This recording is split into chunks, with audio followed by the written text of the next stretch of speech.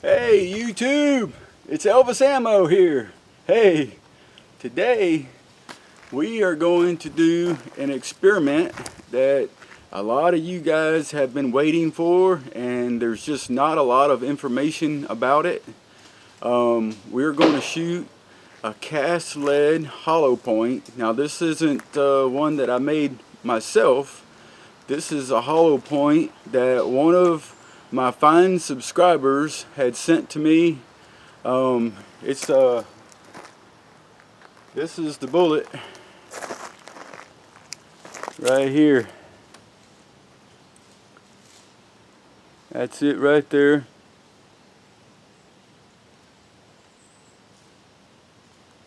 Now these things weigh in at around 130 grains. And I'm going to be shooting this from a 38 special. Alright.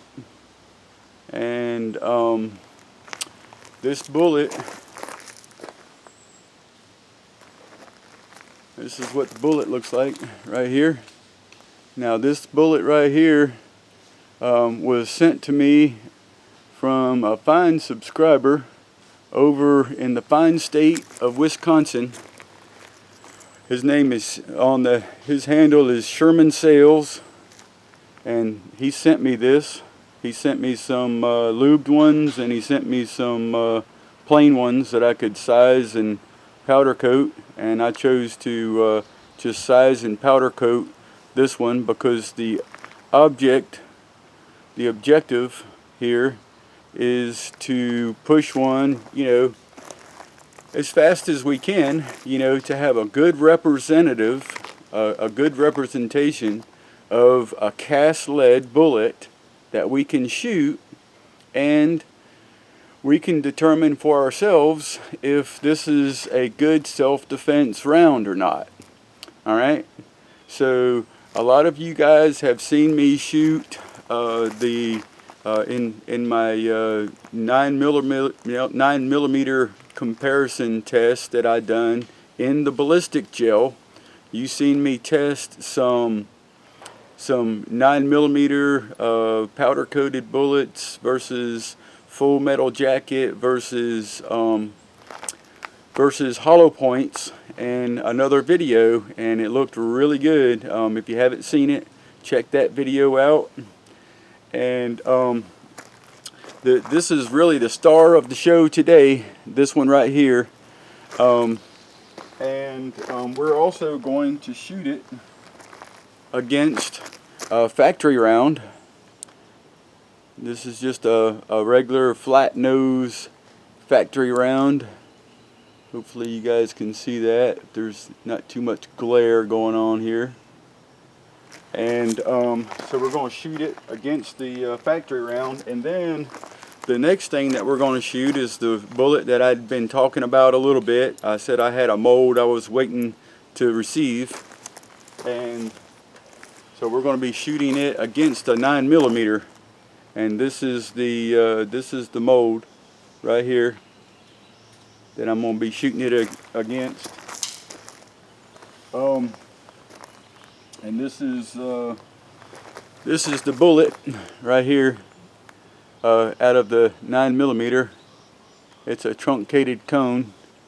Alright, and this lead that Sherman Sales sent me in that Lyman Devastator round, I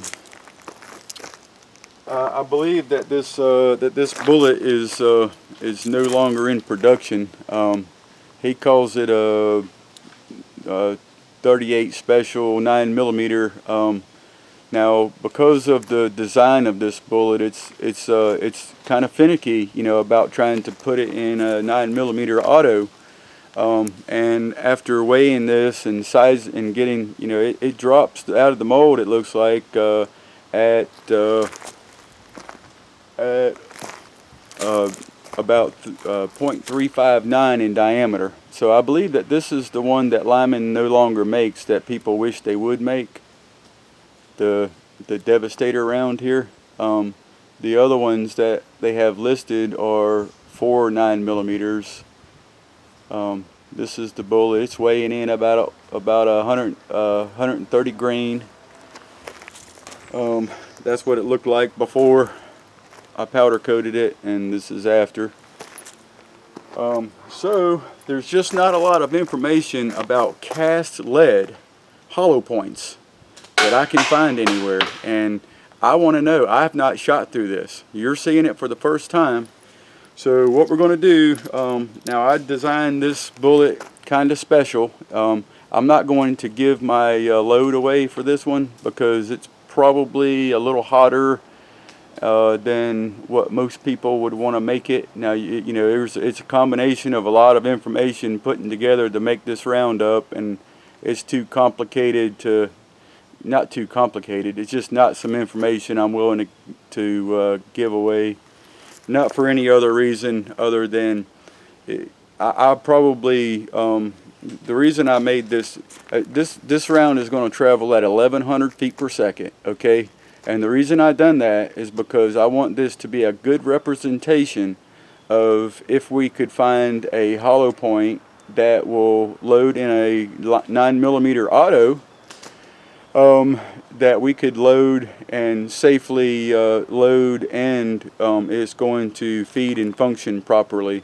But this bullet design right here is one that I'm familiar with, the design, because of this this ogive. It's just not very conical like, as to feed well in our autos. So in other words, this, I just wanted you to know that this is traveling at 1100 feet per second, so it's going to be a good representation of a good 9mm mold that we could find that would function and use as a self-defense round. Okay, here we go. So I'm going to, this is going to be the first one that I shoot, and then after I do that, I'm going to shoot our truncated cone out of the 9mm. And then I'm going to follow up with our 38 special factory round. So with no further ado, let's see what it does. Oh, the other thing is, I tested this lead that Sherman Sales sent me. He also sent me some 223 from an RCBS mold that I will do in another video. So I tested the lead, and the lead is averaging out around 10.3 BHN. So the Burnell hardness of this is 10.3 on average. All right, and that's pretty much what I'm getting. This one right here is about 9.8 Burnell hardness. Okay. So they're pretty close to each other, and I'm just not sure what this round is going to do. Now this one is now these have been function tests to punch nice round holes. So these are rounds that actually work. So this one, the truncated cone, I made a note because I can't remember everything. That one was traveling at 975 feet per second, and yep, 975 feet per second. That was really the best that I could do with that bullet to get it to shoot straight like I want it. But there's no sense in doing a test in the ballistic gel if you don't have a bullet that's going in straight. So that's it. Let's shoot them. First one I'm going to shoot is kind of the star of the show for me. This is the one I want to know about right here.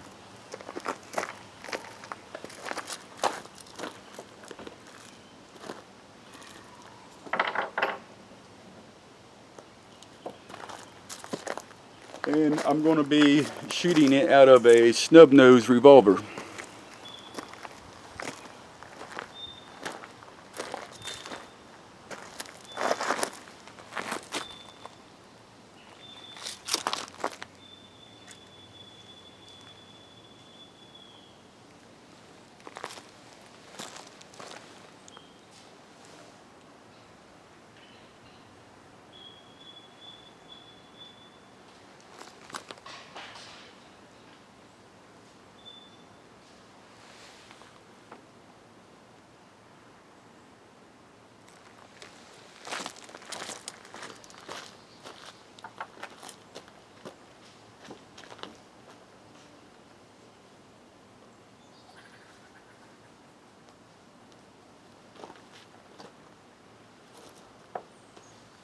cast lead 38 special, 1100 feet per second.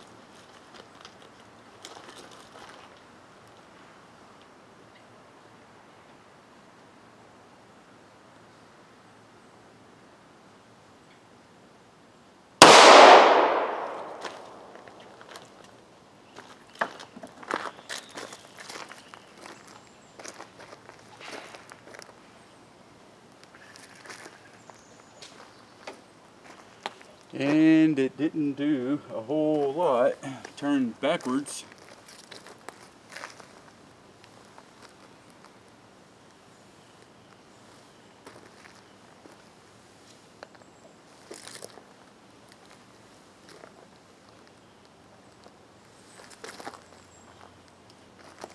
It looks like it did a flip about just as soon as it went in there. Now I'm going to go ahead and shoot one more of those, see what we can get.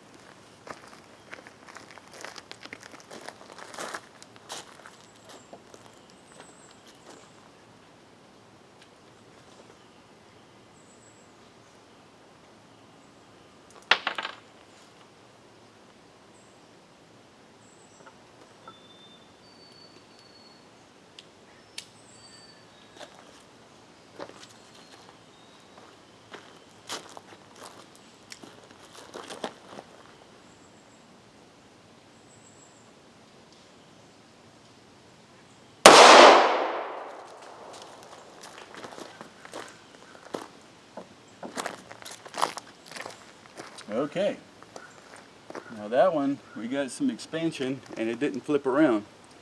So now let's go with the 9mm truncated cone.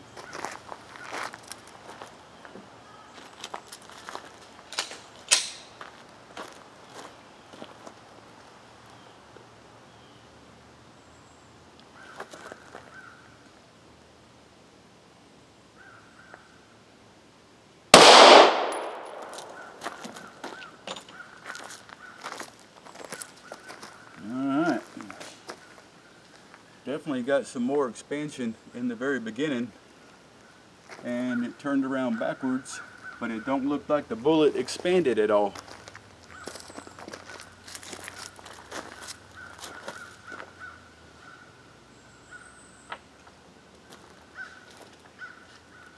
I'll go ahead and fire one more round of those.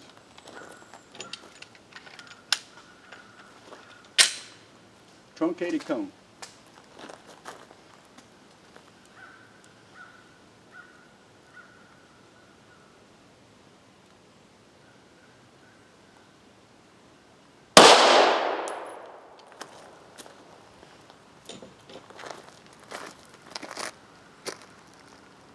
Alright, ended up here. This time it didn't flip around, and we'll just have to see if it flattened out or expanded at all. It don't look like much of anything.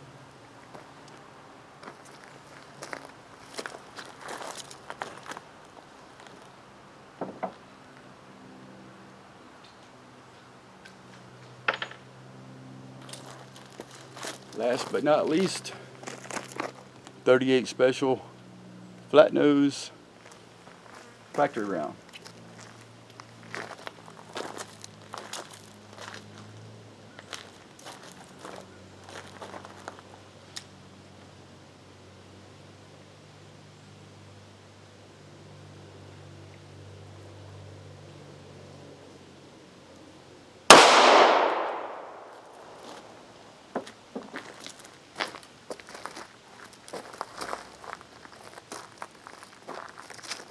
Oh boy, that thing went right through. That one just went right through. All right, let's take a look at what we got.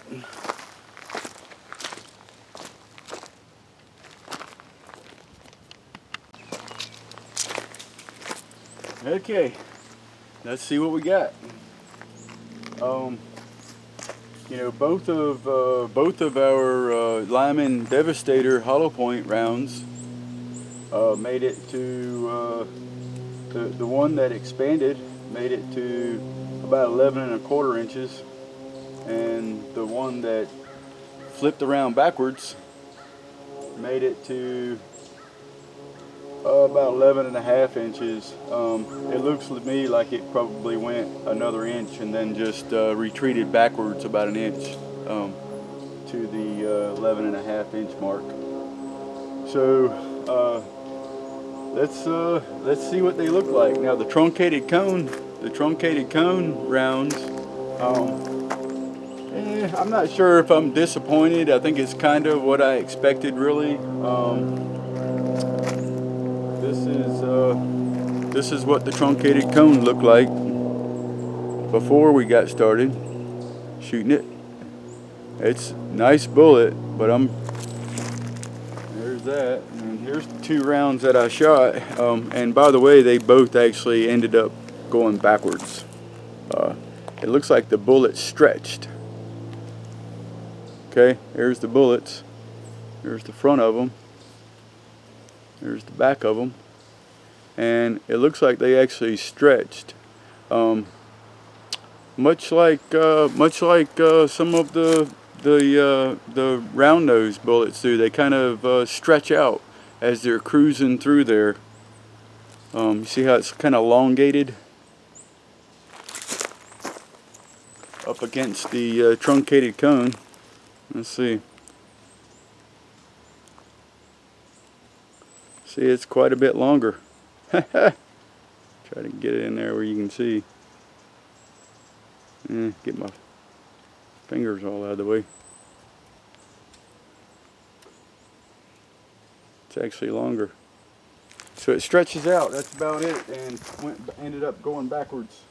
So now, this was the round, the Devastator round, that it looked like it went in, and it looked like it tried to expand off of one side, so it looked like it flipped around pretty quick as it went in and went backwards. Don't know why that happened. It looks to me like it happened early on in that wound channel. But this one, look at this. This is like a trumpet. That's a trumpet. Check that out. All right. Look at that thing. I mean, it expanded good. I kind of expected it to expand more, and that's kind of why I got it cruising to 11.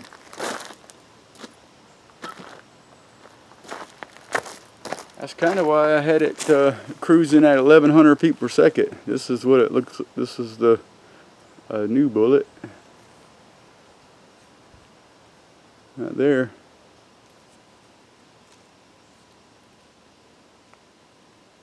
Right.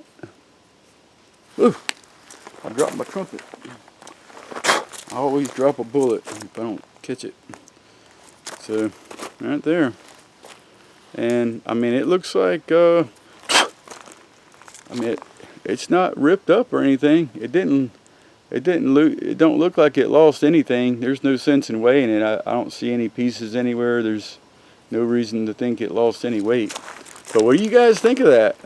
I'm not sure what I think of it yet.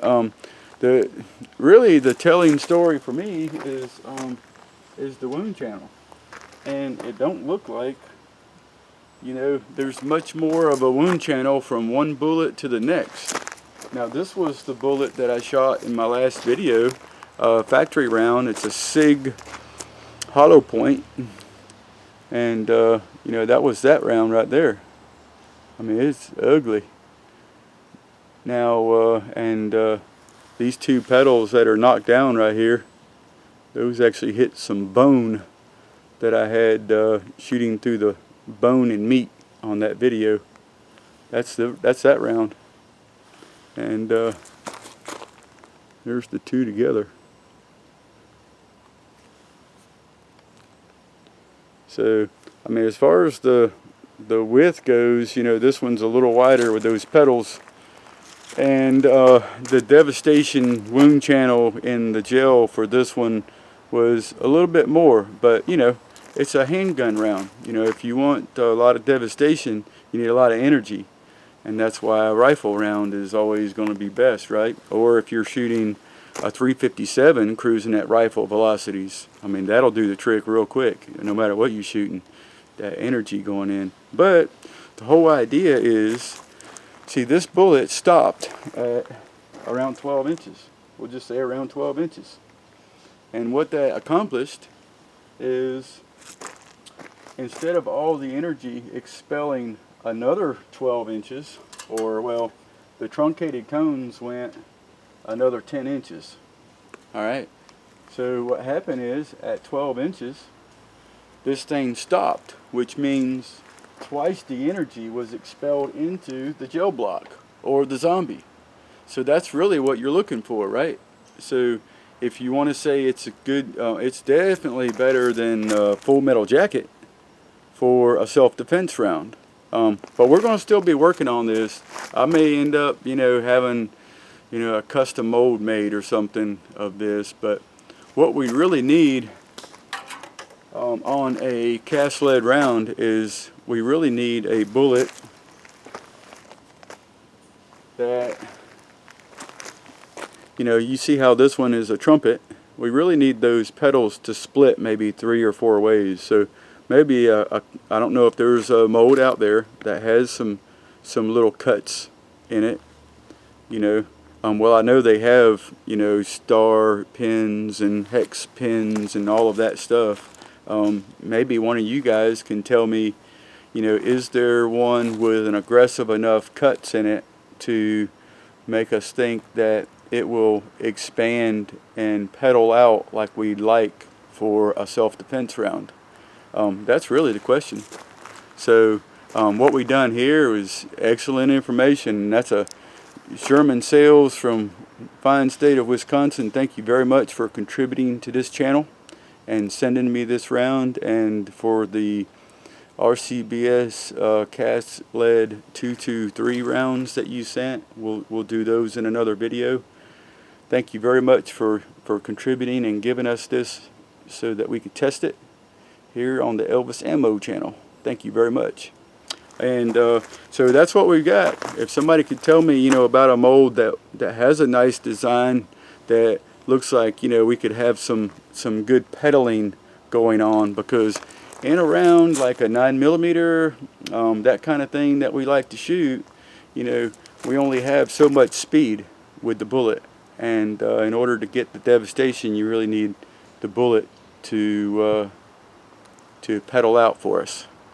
Okay, YouTube, thank you very much for tuning in, and I will see you in the next video.